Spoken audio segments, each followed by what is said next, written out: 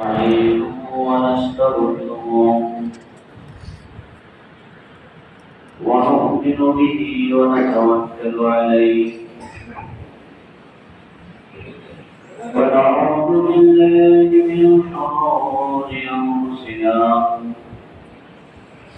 ومن سيئات أعمالنا من يهده الله فلا مضل له ومن يضلله فلا هادي له واشهد ان لا اله الا الله وحده لا شريك له واشهد ان محمدا عبده ورسوله الذي أرسله بالحق بشيرا ونذيرا وداعيا إلى الله بإذنه وسراجا منيرا أما بعد فإن خير الحديث كتاب الله وخير الهدي هدي محمد صلى الله عليه وسلم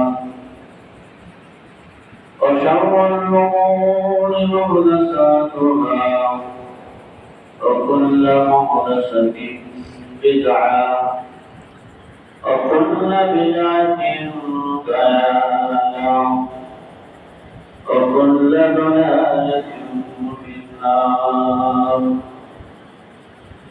أعوذ بالله من الشيطان الرجيم يا أيها الذين آمنوا اتقوا الله حق تقاته ولا تموتن إلا وأنتم مسلمون يا أيها الناس اتقوا ربكم الذي خلقكم من نفس واحدة وخلق منها زوجها وبث منهما رجالا كثيرا ونساء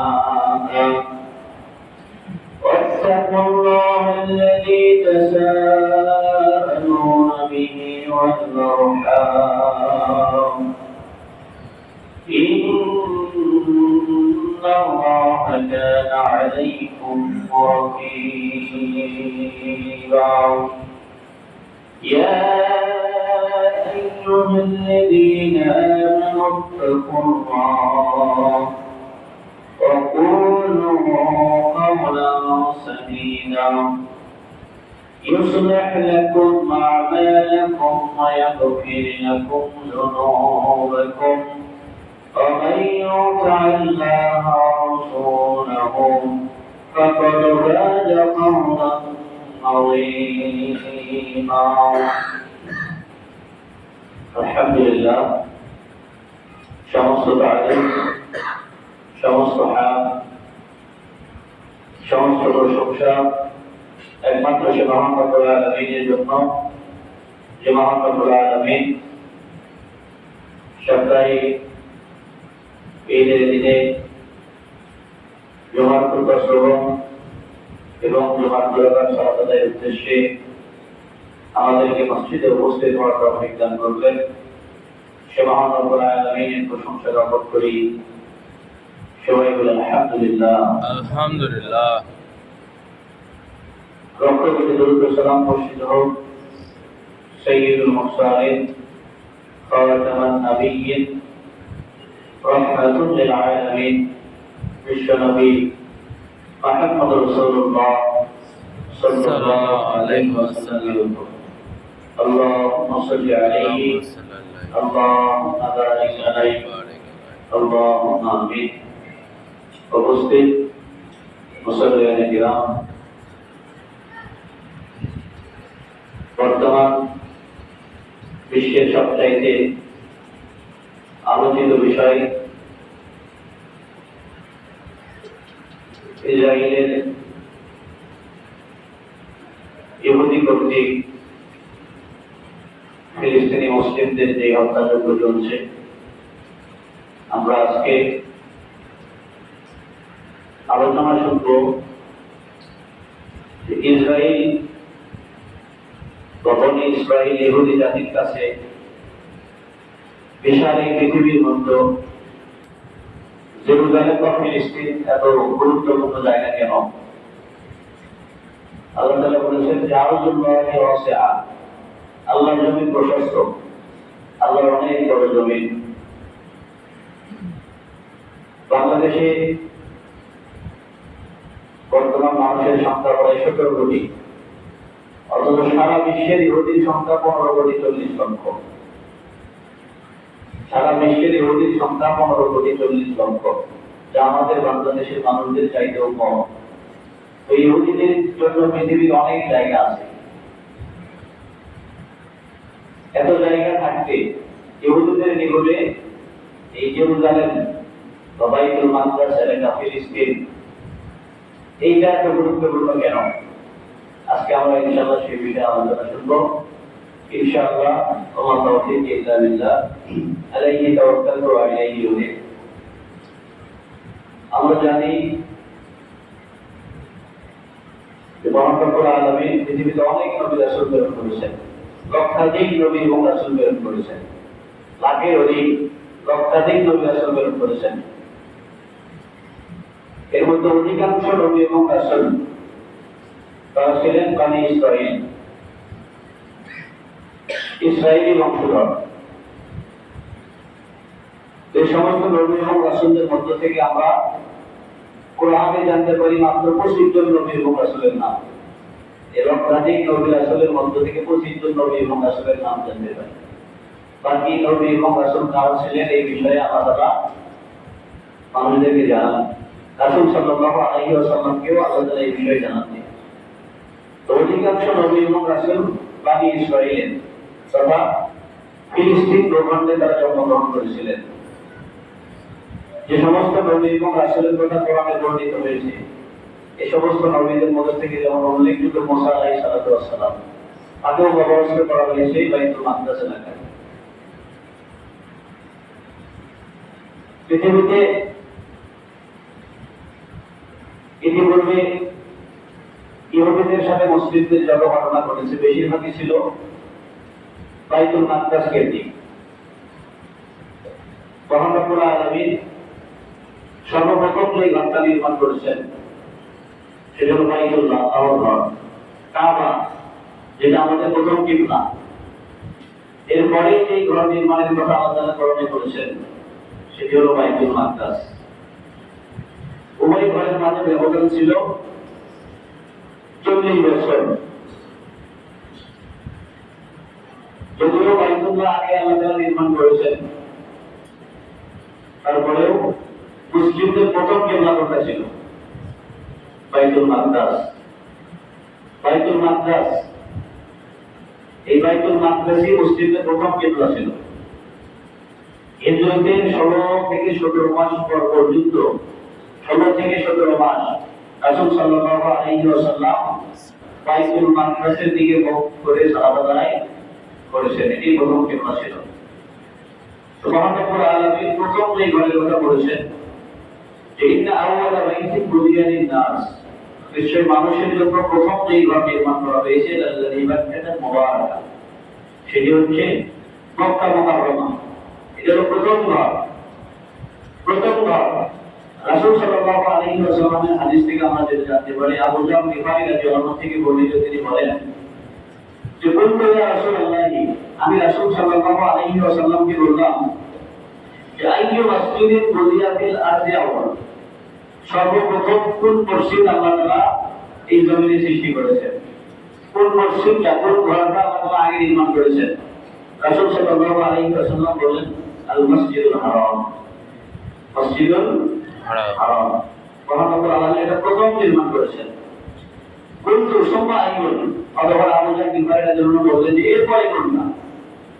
রাসূল সাল্লাল্লাহু আলাইহি ওয়াসাল্লাম বললেন আল মসজিদুল আকসা, বাইতুল হারামের পরে আল্লাহ তাআলা যেটা নির্মাণ করেছেন সেটি হচ্ছে মসজিদে আকসা বা বাইতুল মাকদাস, বাইতুল মুকাদ্দাস যেটাকে আমরা বলি। আল্লাহ তাআলা দ্বিতীয় এই ঘর নির্মাণ করেছেন। কিন্তু দাম বাইনাহুমা, আবু জাহল গিফারীর জন্য বললেন এরপরে এই দুই ঘরের মাঝে কতটুকু ব্যবধান ছিল, কত বছরের ব্যবধান ছিল?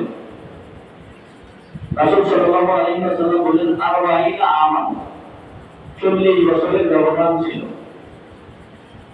মসজিদুল হারাম এবং মসজিদুল আকসা এই দুইটার মাঝে ব্যবধান ছিল কত বছর? 40 বছর।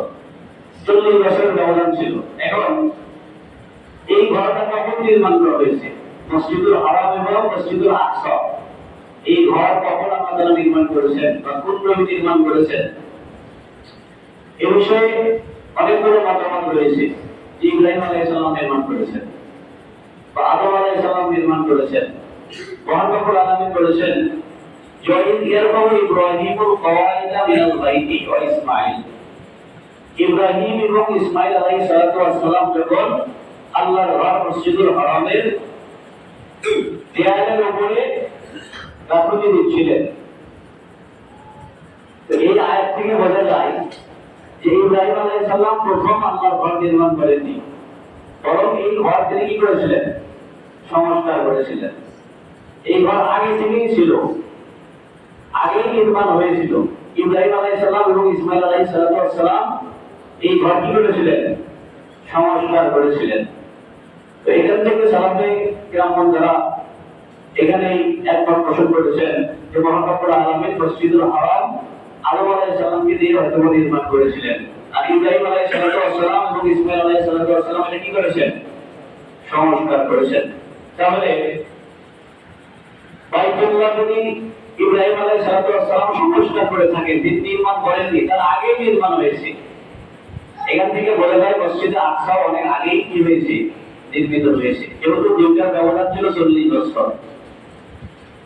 তো মহান রব্বুল আলামিন মসজিদুল আকসা এবং মসজিদুল হারাম এই দুইটা ঘরকে রক্ষণাবেক্ষণ করে নিয়েছেন দুইজন নবীর দ্বারা।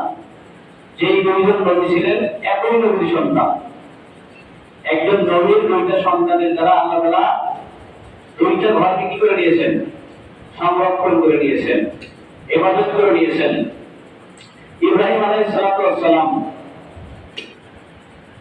তার জন্ম ছিল ইরাকের ব্যাবিলন শহরে। তিনি যখন জেরুজালেমে হিজরত করলেন, এই জেরুজালেমে হিজরত করার পরে মহান রব্বুল আলামিন তাকে বসবাস করার সুযোগ দিলেন। বসবাসরত অবস্থায় এক সময় জেরুজালেমে দুর্ভিক্ষ দেখা দিল। জেরুজালেম মানে বুঝতে পারছেন? বাইতুল মাকদাস এলাকায় বা বর্তমান ফিলিস্তিন।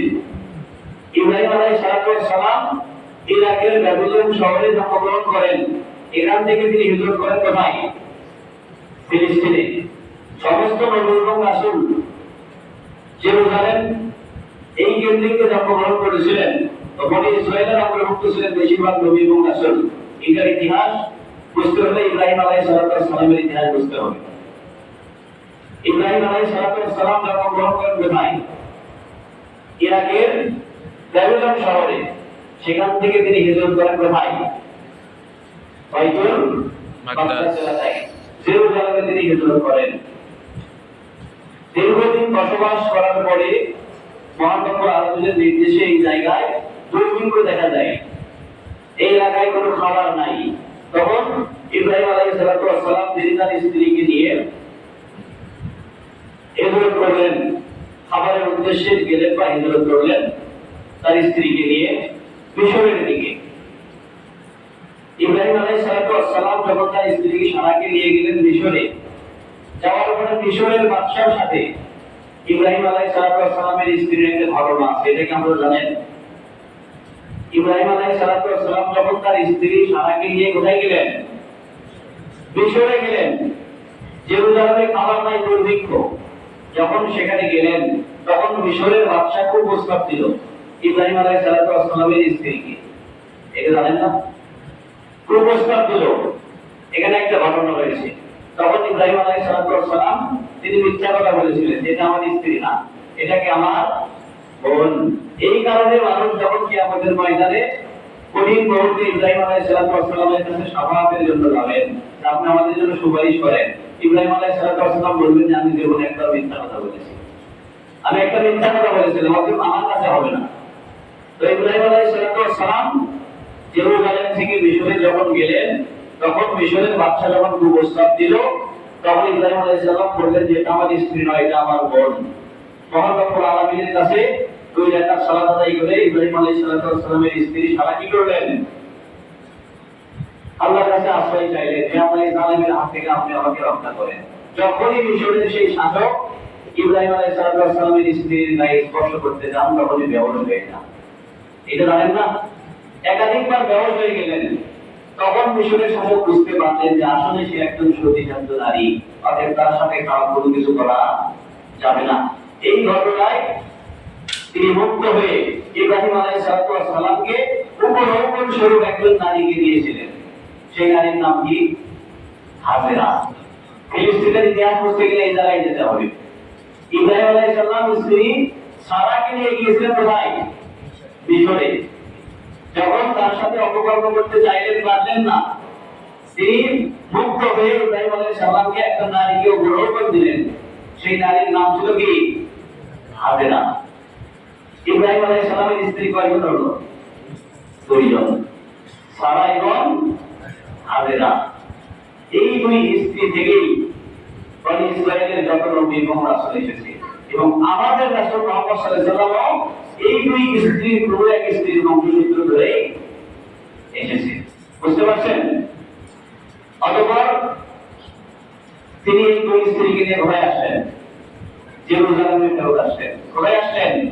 জেরুজালেমে, বর্তমান যেটা ফিলিস্তিনে ফেরত আসলেন। অতএব বলা যায় নবী এবং রাসূল জেরুজালেমে কি করেছেন? দেখেছেন। কোথাও সমস্যা হলে এখানে সমস্যা দূরে গিয়েছেন, আমার কথাই ফেরত এসেছেন। জেরুজালেমে ফিলিস্তিনে কি করেছেন? ফেরত এসেছেন।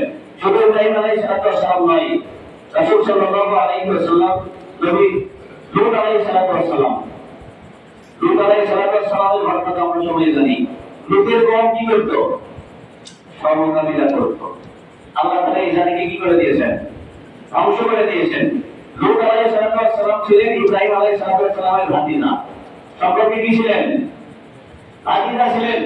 নবী এবং রাসূল বিপদে পড়লে আল্লাহ তাআলা জেরুজালেমেই তাদেরকে উদ্ধার করে নিয়ে এসেছেন।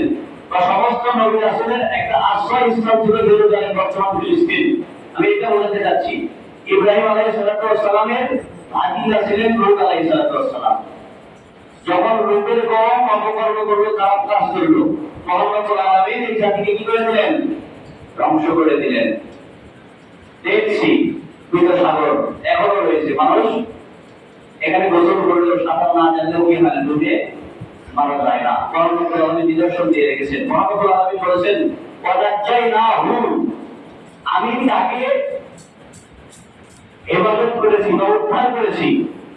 ওটার উদ্দেশ্য হলো ইব্রাহিম আলাইহিস সালাম। ইব্রাহিম আলাইহিস সালামকে আমি উদ্ধার করেছি, লূতন, এবং লূত আলাইহিস সালামকে আমি কি করেছি? উদ্ধার করেছি বিপদ থেকে। কোথায় উদ্ধার করেছেন আল্লাহ তাআলা? ইলাল আরদি, জমিনে। কোন জমিন? আল্লাতী বারাকনা ফিহা লিল আলামিন, যেই জমিনে বিশ্ববাসীর জন্য বরকতময় আমি করে দিয়েছি। বুঝতে পারছেন? ইব্রাহিমকে আমি আশ্রয় দিয়েছি, উদ্ধার করেছি, এবং লূত আলাইহিস সালামকে আমি কি করেছি? আশ্রয় দিয়েছি, উদ্ধার করেছি। উদ্ধার করে কোথায় নিয়ে এসেছি? যেই জমিনে সমগ্র বিশ্ববাসীর জন্য রহমত স্বরূপ বরকত দিয়েছি আমি, সেই জমিনটা কোনটা? ফিলিস্তিন, জেরুজালেম। অতএব এখান থেকে বোঝা যায় নবী এবং রাসূল বিপদে পড়লেও মহান রব্বুল আলামিন তার কওম, যদি নবীদের কওম তাদেরকে লাঞ্ছিত করেছে, সেখান থেকে মহান রব্বুল আলামিন তাদেরকে উদ্ধার করে কোথায় নিয়ে এসেছেন? জেরুজালেমে নিয়ে এসেছেন। আসেন আগের দিকে ফিরে যাই। ইব্রাহিম আলাইহিস সালামের স্ত্রী কয়জন হলো? 2 জন। একজনের নাম হাজেরা আলাইহিস সালাম, আরেকজনের নাম সারা আলাইহিস সালাম। হাজেরা আলাইহিস সালাতু ওয়াস সালামের গর্ভে মহান রব্বুল আলামিন ইসমাঈল আলাইহিস সালাতু ওয়াস সালামকে ধারণ করান। ইসমাঈল আলাইহিস সালাতু ওয়াস সালাম হাজেরা, আর সারা আলাইহিস সালাতু ওয়াস সালামের গর্ভে মহান রব্বুল আলামিন ঈসা আলাইহিস সালাতু ওয়াস সালামকে দেন। দুই স্ত্রীর মাঝে মনোমালিন্যের হতে পারে।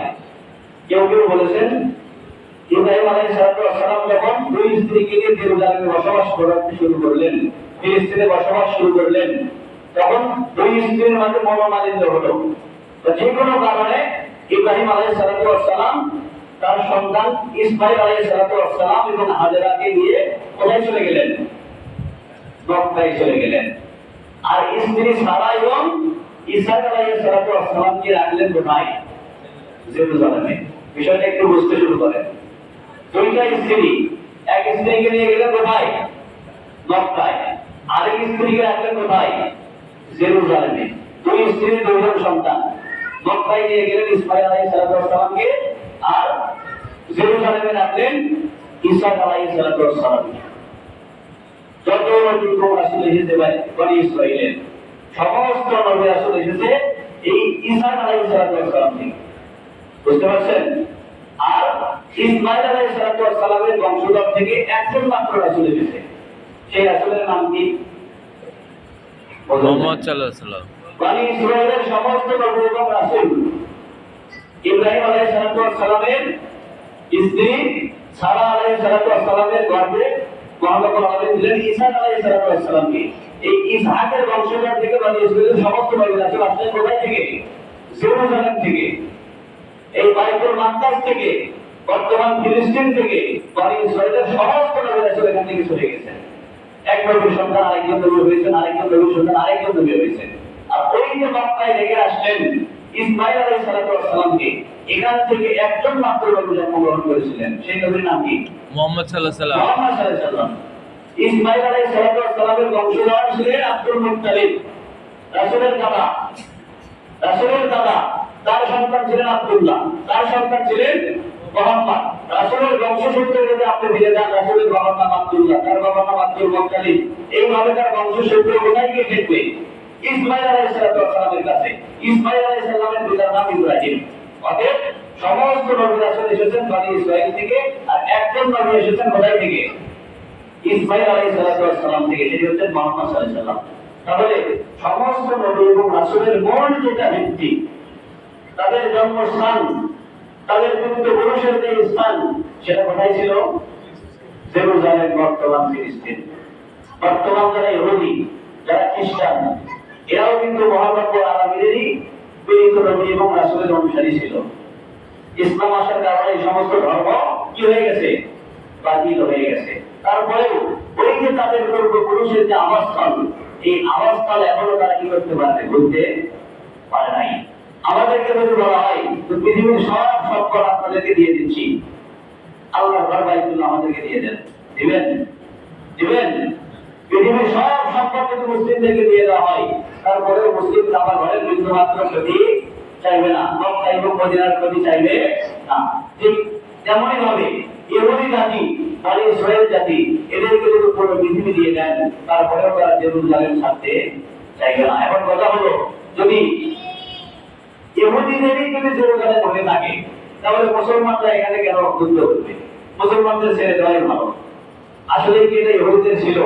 মহান রব্বুল আলামিন যত নবী এবং রাসূল প্রেরণ করেছেন, সমস্ত নবী এবং রাসূল মুসলিম ছিল। সমস্ত নবী রাসূল কি ছিল? মুসলিম ছিল। আদম আলাইহিস সালাম মুসলিম ছিলেন, ইব্রাহিম আলাইহিস সালাম মুসলিম ছিলেন, বনি ইসরাঈলের যত নবী এবং রাসূল ছিলেন সকলেই কি ছিলেন? মুসলিম ছিলেন। বরং এই ইহুদি নাসারা এরাও আগে কি ছিল? মুসলিম ছিল। এদের নবী এবং রাসূল তারাও কি ছিলেন? মুসলিম ছিলেন। তারা তাদের নবীদের উপরে যে সমস্ত কিতাব অবতীর্ণ হয়েছে, সমস্ত কিতাবকে তারা কি করেছেন? এর ভিতরে মহান রব্বুল আলামিনের নিদর্শন নাসখাত করেছেন। অভিশপ্ত জাতি তারা হয়েছেন। তো মহান রব্বুল আলামিন সমস্ত নবী এবং রাসূল যেখান থেকে প্রেরণ করলেন, সেটা হলো বাইতুল মাকদাস, জেরুজালেম থেকে। ঈসা আলাইহিস সালাতু ওয়াস সালামের গর্ভে ধারণ করলো ইয়াকুব আলাইহিস সালাতু ওয়াস সালাম। জেরুজালেমে রাখলেন কাকে? ঈসা আলাইহিস সালাতু ওয়াস সালামকে। ঈসা আলাইহিস সালামের ছেলের নাম ইয়াকুব আলাইহিস সালাতু ওয়াস সালাম, যার অপর নাম ছিল ইসরাঈল।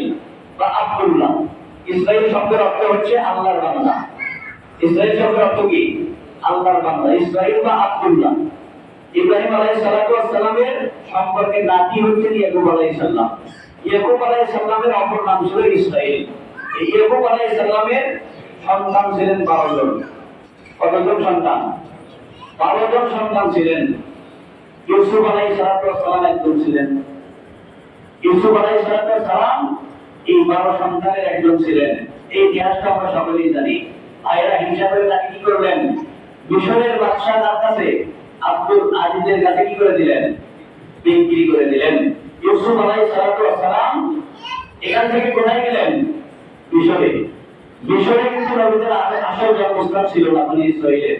এখান থেকে শুরু হলো। এখান থেকে কি হলো? শুরু হলো। ইয়াকুব আলাইহিস সালাতু ওয়াস সালামের সন্তান ছিল কতজন? 12 জন। এখনো কিন্তু বনি ইসরাইল অন্য দেশে বিস্তার লাভ করেনি।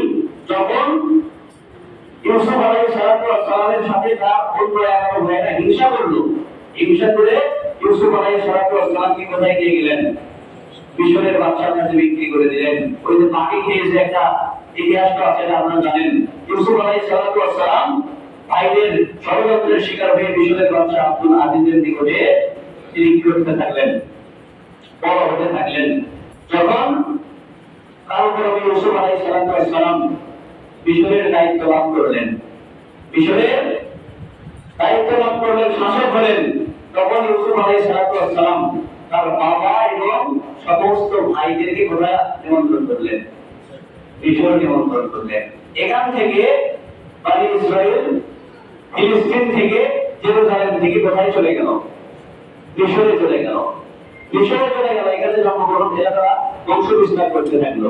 ইউসুফ আলাইহিস সালাতু ওয়াস সালাম এবং ইউসুফ আলাইহিস সালাতু ওয়াস সালামের অনুগত যারা ছিলেন তাদেরকে আফসুস বলা হতো। এরা 150 বছর মিশর কি করলো? শাসন করলো। এখনো কিন্তু ফেরাউনের শাসন শুরু হয় নাই। বুঝতে পারছেন? এই যে জেরুজালেম থেকে ইউসুফ আলাইহিস সালাতু ওয়াস সালাম এবং তার 12 ভাই কোথায় গেল? মিশরে গেল। 150 বছর আফসোস একটা বংশ, এই বংশ তারা কি করতে থাকলো? মিশরের শাসন কার্য পরিচালনা করতে থাকলো। পরবর্তীতে ফেরাউনি শাসন এখানে চালু হলো। 150 বছরের শাসন, আফসোসের শাসন যখন এখানে বন্ধ হয়ে গেল, তখন বনি ইসরাইলের উপরে চরম অত্যাচার নির্যাতন শুরু হয়ে গেল। বুঝতে পারছেন কথা? ইউসুফ আলাইহিস সালাতু ওয়াস সালাম মিশরের শাসক হলেন। তার ভাই এবং পিতাকে নিয়ে গেলেন মিশরে। 150 বছর আফসোস নামক বংশের শাসন এখানে চললো। যারা ছিল বনি ইসরাইল, যারা ছিল ইউসুফ আলাইহিস সালাম এবং তার ভাইদেরই বংশধর বনি ইসরাইল, 150 বছর মিশরে তারা বংশ বিস্তার করলো, শাসন কার্য পরিচালনা করলো। 150 বছর পরে তাদের কাছ থেকে ক্ষমতা ছিনিয়ে নিল ফেরাউন। ফেরাউন যখন, আসলে ফেরাউন বলতে কোনো ব্যক্তি না, বাংলাদেশে যেরকম প্রধানমন্ত্রী, এরকম ফেরাউন একটা পদের নাম, প্রধানমন্ত্রী। আমরা যে ফেরাউনের ইতিহাস কোরআনে জানি, এই ফেরাউনের আসল নাম হচ্ছে বান্দেরতা বা মারনেবাতা। ফেরাউন কোনো ব্যক্তির নাম নয়। ফেরাউন শব্দটা আমাদের দেশে যেমন প্রধানমন্ত্রী বলা হয়, এটা এরকম সম্মানজনক একটা নাম। তো ফেরাউনের শাসন যখন সেখানে মিশরে শুরু হয়ে গেল, তখন ওই বনি ইসরাইলের উপরে চরম নির্যাতন শুরু হয়ে গেল। বুঝতে পারছেন? তখন বনি ইসরাইল যতটুকু আলোচনা করলো, কি বুঝতে পারলেন? নবী এবং রাসূল যেখানেই নির্যাতিত হয়েছে, আল্লাহ কোথায় নিয়ে আসছেন? জেরুজালেমে। যেহেতু 150 বছর পরে বনি ইসরাইল মিশরে নির্যাতিত হলো, তখন মহান রব্বুল আলামিন তাদেরকে আবার কোথায় ফিরিয়ে নিয়ে আসলেন? জেরুজালেমে মহান রব্বুল আলামিন ফিরিয়ে নিয়ে আসলেন। মহান রব্বুল আলামিন বলেছেন, ওয়াইজ নাজ্জাইনাকুম মিন আলি ফিরআউন, আমি তাদেরকে ফেরাউনের শাস্তি থেকে, অত্যাচার থেকে তাদেরকে রক্ষা করেছি। তাদেরকে, এই বনি ইসরাইলকে আমি ফেরাউনের অত্যাচার থেকে রক্ষা করেছি। ইয়াসুমুনাকুম সুআল আযাব, কঠিন শাস্তি থেকে। ফেরাউন মানুষদেরকে কঠিন শাস্তি দিত, কঠিন আযাব দিত। সেই কঠিন আযাবটা কি ছিল?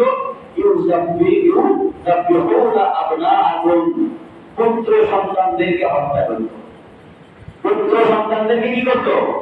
হত্যা করত। ওয়ায়াসতাহুনা নিসাআকুম, আর নারী সন্তানদেরকে ছেড়ে দিত। এখন আরেকটা নবীর কথা আসবে, সেটা কোন নবী বলেন তো? মুসা আলাইহিস সালাম।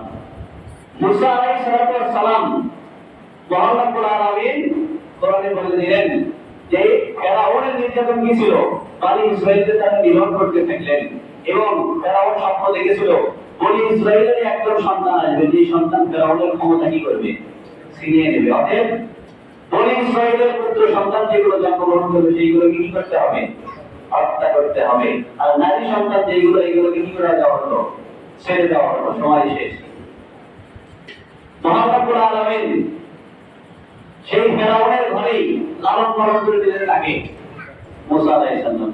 অনেক ইতিহাস আগেও বলেছি, ফেরাউন সেনাবাহিনী নিযুক্ত করত, যেই ঘরে পুত্র সন্তান জন্মগ্রহণ করত ওই নবজাতক শিশুকে গর্ভধারিণী মায়ের সামনে জবাই করা হতো, হত্যা করা হতো। কিন্তু মহান রব্বুল আলামিন মুসা আলাইহিস সালামকে জীবিত করে রাখবেন। মহান রব্বুল আলামিন তার কি করলেন, ওই প্রেরণ করলেন আলহামদুলিল্লাহ মায়ের কাছে, যে তোমার সন্তানকে তুমি কি করে দাও, নদীতে ভেসে দাও কাঁধে বাক্স করে। সেই সন্তান ভাসতে ভাসতে কোথায় আসলো, ফেরাউনের হাতে আসলো। ফেরাউনের স্ত্রী সন্তানকে দিকে মুক্ত হলো, বাড়িতে নিয়ে আসলো, লালন পালন করলো। ওই সন্তানকে আরো স্তন মুখে নেয় না, দুধ পান করে না। অবশেষে একজন সংবাদ দিলেন, একজন মহিলা আছে যে মহিলার দুধ পান করতে পারে, সেই মহিলাকে মুসা আলাইহিস সালামের মা।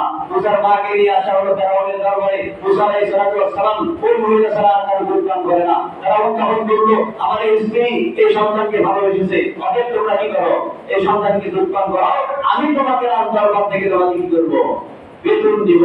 আল্লাহ রক্ষা করবে, নিজের মায়ের দুধ নিজের মাতা সন্তানকে লালন পালন করার জন্য পান করাচ্ছেন, বড় করাচ্ছেন, আবার সেই অত্যাচারী শাসকের নিকট থেকে বেতনও পাচ্ছেন। বুঝতে পারছেন? মুসা আলাইহিস সালাম এখানে লালন পালন হলেন, বড় হলেন। এক ঘটনাক্রমে মুসা আলাইহিস সালাম একজনকে কি করলেন, একটা চর দিলেন, থাপ্পড় দিলেন বনি ইসরাঈলের ব্যক্তিকে। এই ব্যক্তি নিহত হলো। মুসা আলাইহিস সালামকে হত্যা করার জন্য ফেরাউন যখন বুঝতে লাগলো, মুসা আলাইহিস সালাম এখান থেকে কোথায় গেলেন, মাদিয়ান শহরে গেলেন। সেখানে গিয়ে শুআয়ব আলাইহিস সালামের একজন মেয়েকে বিবাহ করলেন। বিবাহ করার পরে 7 থেকে 8 বছর পরে মুসা আলাইহিস সালাম আল্লাহর নির্দেশে আবার কোথায় ফিরে আসতেছেন, মিশরে ফিরে আসতেছেন, ফেরাউনের কাছে দাওয়াত দেওয়ার জন্য, যে লা ইলাহা ইল্লাল্লাহ, আল্লাহ ছাড়া কোনো ইলাহ নাই। এখান থেকে যখন মুসা আলাইহিস সালাম ফিরে আসতেছেন মিশরে, মহান রব্বুল আলামিন পুরো পর্বতে মুসা আলাইহিস সালামের সাথে কথা বললেন, তার স্ত্রী সন্তান প্রসব করলো। অনেক বড় ঘটনা। মহান রব্বুল আলামিন মুসা আলাইহিস সালামকে নিয়ে আসলেন কার কাছে, ফেরাউনের কাছে নিয়ে আসলেন।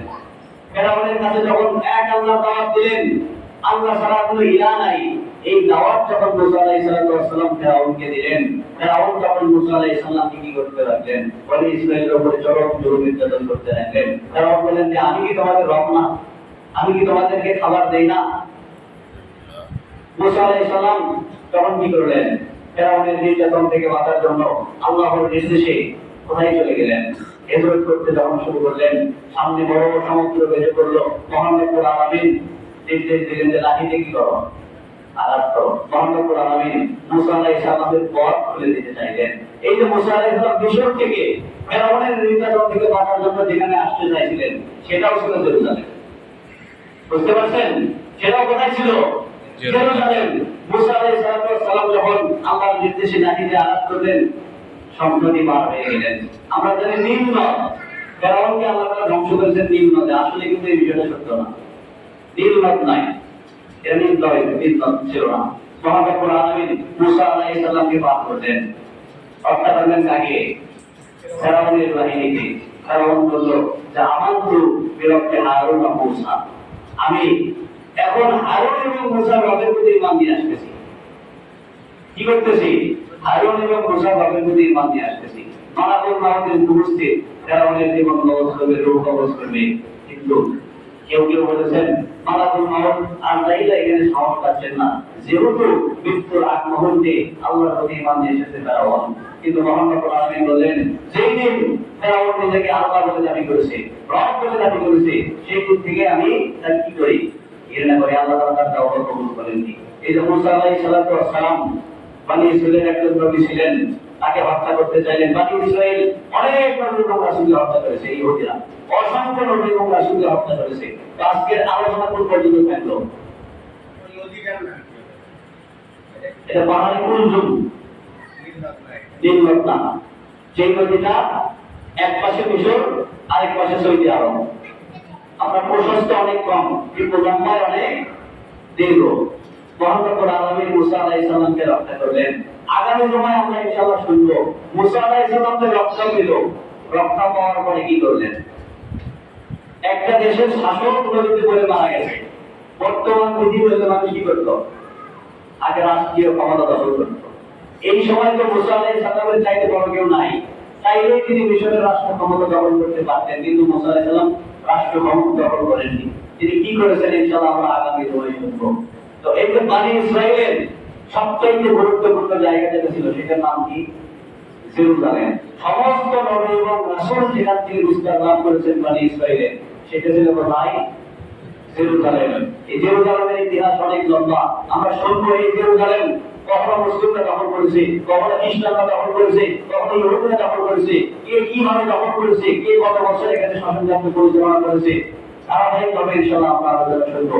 তো আজকে যতটুকু শুনলাম, মহান রব্বুল আলামিন এই ফিলিস্তিন নগরীকে কি করেছিলেন? পবিত্র ভূমি ঘোষণা করেছেন। মহান রব্বুল আলামিন এখানে বরকত দান করেছেন।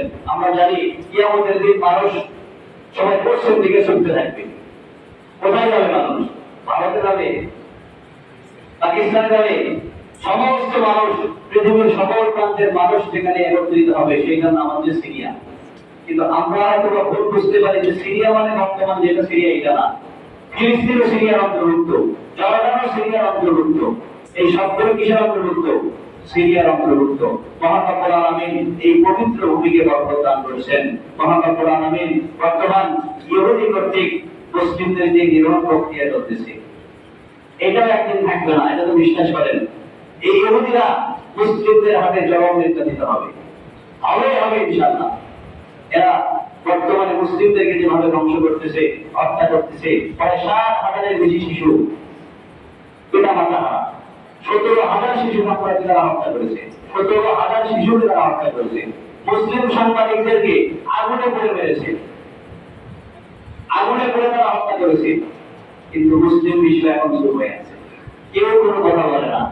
আমরা সবাই দোষ দিচ্ছি সৌদি আরবকে, কিন্তু বিশ্ব রাজনীতি এটা আমাদের ছোট মাথায় ধরবে না। ইয়েমেন সুন্নি একটি রাষ্ট্র ছিল, সুন্নি সালাফি আকীদার মানুষ যেখানে বেশি ছিল ইয়েমেন।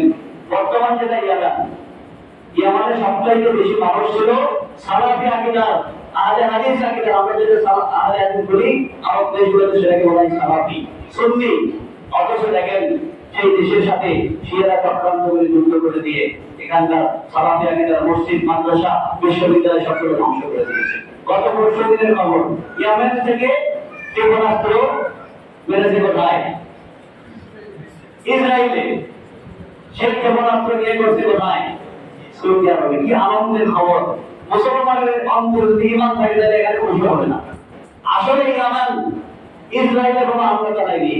ইয়েমেনের লক্ষ্য উদ্দেশ্য ছিল সৌদি আরব, লক্ষ্য উদ্দেশ্য ছিল সৌদি আরবে। আমরা সবাই বলছি সৌদি আরব কিছু করে না। কি করবে সৌদি আরব? আর মুসলিম সারা বিশ্ব সবাই তো চুপচাপ বসে আছে। ইরান কি করতেছে? তুরস্ক কি করতেছে? দুবাই কি করতেছে? কুয়েত কি করে? কাতার কি করে? কেউ তো কিছুই করে না, কেউ তো কিচ্ছু করে না। এই যে মুসলিমরা মার যাচ্ছে, এটার কারণ আছে না? এটারও কারণ আছে। মহান রব্বুল আলামিন ইনশাআল্লাহ আমরা ধারাবাহিকভাবে আলোচনা করবো। মহান রব্বুল আলামিন আমাদেরকে শোনার মতো তৌফিক দান করুন।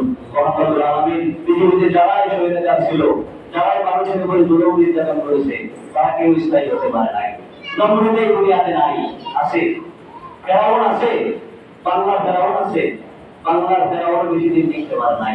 আর কোনোদিন এই বাংলার ফেরাউন বাংলার রাষ্ট্রীয় ক্ষমতায় আসবে না। আমরা চান, আমরাও চাই না এই বাংলার ফেরাউন আবার রাষ্ট্রীয় ক্ষমতায় আসুক।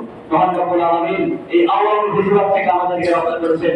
আবার কোন ফেসিবাদ আমাদের দেশে আসুক এটা আমরা চাই না। মহান রব্বুল আলামিন আমাদের দেশ সহ মহান রব্বুল আলামিন যে সমস্ত মুসলিম নির্যাতিত হচ্ছেন তাদেরকে রক্ষা করুন।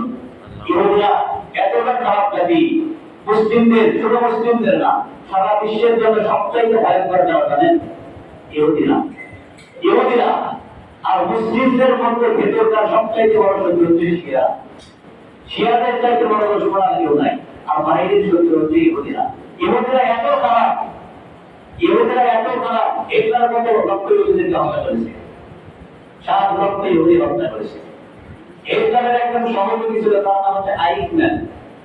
দ্বিতীয় বিশ্বযুদ্ধে এই আইকম্যান হিটলারের মৃত্যুর পরে পালিয়ে গেল ব্রাজিলে।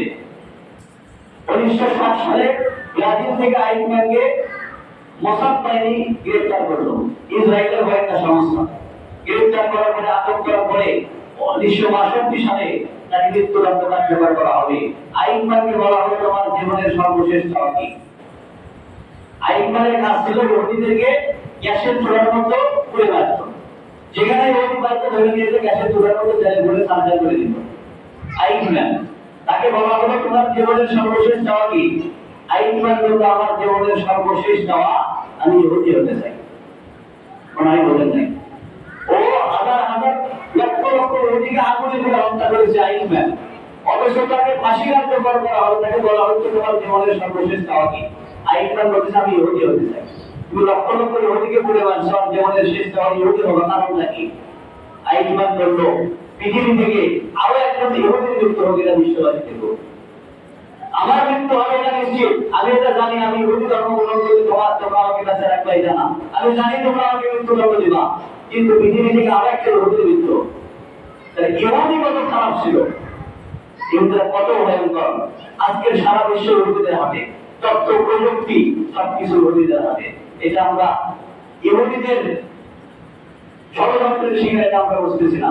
কি আমাদের আগে দাজ্জাল আসবে, দাজ্জালের অনুসারী কারা হবে বলেন তো? দাজ্জালের অনুসারী কারা হবে? ইহুদিরা হবে। আমরা হাদিসে বলি দাজ্জাল যখন আসবে পৃথিবীর সব ধর্মমাত্রা দাজ্জালের হাতে থাকবে। এটা কি হবে? অটোমেটিক দাজ্জাল আসবে আর পৃথিবীর সব সম্পদ দাজ্জালের কাছে চলে যাবে? এইটা না, বরং দাজ্জাল আসার আগে পৃথিবীতে সেই পরিস্থিতি হবে। এটা টাকা, এটা টাকা 500 টাকার নোট। এই টাকার দাম কত? এই টাকা তৈরি করতে কত টাকা খরচ হয়েছে? 5 টাকা কি 10 টাকা? 20 টাকা ধরেন খরচ হয়েছে, কিন্তু এই টাকার দাম কত টাকা? 500 টাকা। এই টাকা বিশ্বব্যাংক অনুমতি দিয়েছে বাংলাদেশকে। বিশ্বব্যাংক বাংলাদেশ ব্যাংকের অনুমতি দিয়েছে এই টাকা ছাপানোর জন্য। বাংলাদেশ ব্যাংকে তারা অনুমতি দিয়েছে, এমনিতেই দেয় নাই। সমপরিমাণ স্বর্ণ তারা নিয়েছে বিশ্বব্যাংকে। কথার কথা, বাংলাদেশকে তারা যদি 100 কোটি টাকা ছাপানোর অনুমতি দিয়ে থাকে, বিশ্বব্যাংক বাংলাদেশ থেকে দিয়েছে 100 কোটি টাকা সমমূল্যের স্বর্ণ। সমস্ত সম্পদ তারা নিয়ে দিচ্ছে, আর তারা আমাদেরকে অনুমতি দিচ্ছে টাকা। টাকা প্রচলন করো, এটা একটা উদাহরণ। কিয়ামতের আগে দাজ্জাল আসবে, দাজ্জাল তার অনুসারী তৈরি করবে, পৃথিবীর সমস্ত ধন দাজ্জালরা দাজ্জালের পিছনে যাবে। এটা অটোমেটিক হবে না, আস্তে আস্তে আস্তে আস্তে সেই পরিস্থিতি শিকার হবে। ফেসবুক, ইউটিউব, তথ্য প্রযুক্তির যত যা কিছু আছে বেশিরভাগই ইহুদিদের তৈরি করা। আজকে যদি ইন্টারনেট বন্ধ থাকে মানুষের হাহাকার হয়, আজকে যদি ফেসবুক বন্ধ থাকে মানুষের হাহাকার হয়। কারণ কি? কারণ ইহুদি খ্রিস্টান মুসলিমদের সবাইকে নষ্ট করার জন্য, মুসলিমদের ঈমান এবং আমলকে ধ্বংস করার জন্য যা করা দরকার তারা সেটা করবে। এমন পরিস্থিতি হবে কিয়ামতের আগে, মানুষ ইহুদিদের আবিষ্কার ছাড়া, ইহুদিদের ষড়যন্ত্র ছাড়া, ইহুদিদের সবকিছু ছাড়া বাঁচতে পারবে না। আজকে যদি বলা হয় যারা ফেসবুক ইউটিউব ব্যবহার করে মাসে 5,000 টাকা বিল দিতে হবে, এমন লাখো লাখো মানুষ আছে বিল দেবে না বলে ফেসবুক ইউটিউব ব্যবহার করবে।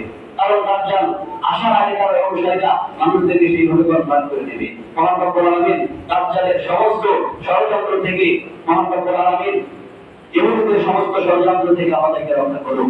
রাসূল সাল্লাল্লাহু আলাইহি ওয়াসাল্লাম বলেছেন, পৃথিবীতে এমন কোন নবী এবং রাসূল আসেন নাই যেই নবী এবং রাসূল দাজ্জালের ফিতনা থেকে সেই উম্মতকে, তার উম্মতকে সতর্ক করে নাই। পৃথিবীতে সবচাইতে ভয়ঙ্কর ফিতনা হবে দাজ্জাল, আর এই দাজ্জালের যারা অনুসারী হবে তারা হবে ইহুদিরা। ঈসা আলাইহিস সালাম পৃথিবীতে আসবেন, ইহুদিদেরকে ধ্বংস করবেন, শরীরকে ধ্বংস করবেন, ইমাম মাহদী আসবেন, ইয়াকুব মাহদী আসবেন। ইনশাআল্লাহ আমরা সেই অপেক্ষায় আছি। আমাদের জীবন দশায় যদি আমরা ঈসা আলাইহিস সালামকে পাই, ইমাম মাহদীকে পাই, অবশ্যই সেই ইহুদিদেরকে আমরা কি করব? হত্যা করব। তবে বর্তমান পরিস্থিতিতে আমাদের যুদ্ধ করার মতো পরিস্থিতি নাই। 1980 সালে জিয়াউর রহমান যখন ছিলেন, সেই সময় ফিলিস্তিনে বাংলাদেশ থেকে সৈনিক পাঠানো হয়েছিল। এটা কি জানেন? আমার কাছে তো আপনারা ভালো জানার কথা। আমরা তো যুদ্ধ করার জন্য লাফালাফি করতেছি, ইসরায়েলের সাথে যুদ্ধ করার সামগ্রী আমাদের আছে। জিয়াউর রহমানের সময় 1980 এবং 81 সালে বাংলাদেশ থেকে অনেক সৈনিক ফিলিস্তিনে পাঠানো হয়েছিল যুদ্ধ করার জন্য। দুঃখজনক বিষয়, কেউ আর জীবিত ফিরে আসতে পারে নাই। অতএব আমাদের সেই রকম অস্ত্র নাই, কারণ যুদ্ধ করার জন্য যতগুলো অস্ত্র প্রয়োজন এই সব কিছু তো ইহুদি খ্রিস্টানদের আবিষ্কার। এই সব কিছু তো ইহুদি খ্রিস্টানদের আবিষ্কার। কারণ ইহুদি এবং খ্রিস্টান যারা মুসলমানের সাথে তরবারির যুদ্ধ করে মারা যাবে না, তরবারির যুদ্ধ করে মারা যাবে না। যার কারণে তারা কাজের ফিকির স্নায়ুযুদ্ধ বুদ্ধিভিত্তিক যুদ্ধ যেটা সেটা আবিষ্কার করেছে। আগামী তৃতীয় বিশ্বযুদ্ধ হবে স্নায়ুযুদ্ধ, বুদ্ধিভিত্তিক যুদ্ধ। এই বুদ্ধিভিত্তিক যুদ্ধ থেকে মুসলিমরা অনেক পিছনে আছে, অনেক পিছনে আছে। মহান রব্বুল আলামিন ইহুদি এবং খ্রিস্টানদের এই সমস্ত ষড়যন্ত্র থেকে আমাদেরকে রক্ষা করুন। মহান রব্বুল আলামিন আগামীকাল মার্চ ফর গাজা সারা বাংলাদেশের রাজনৈতিক অরাজনৈতিক ধর্মীয় সমস্ত সংগঠনের পক্ষ থেকে আহ্বান জানানো হয়েছে ঢাকাতে। আমরা সারা বাংলাদেশের মানুষ একত্রিত হয়ে বিশ্ববাসীকে জানাতে দিতে চাই, ফিলিস্তিনে যেটা হচ্ছে সেটা অমানবিক নির্যাতন। আমরা এই নির্যাতন বন্ধের জন্য বাংলাদেশ সরকার সহ সারা বিশ্ববাসীকে জাতিসংঘ সহ আমরা জানাতে দিতে চাই। ইনশাআল্লাহ আমরা আগামীকালকে যাচ্ছি ঢাকাতে।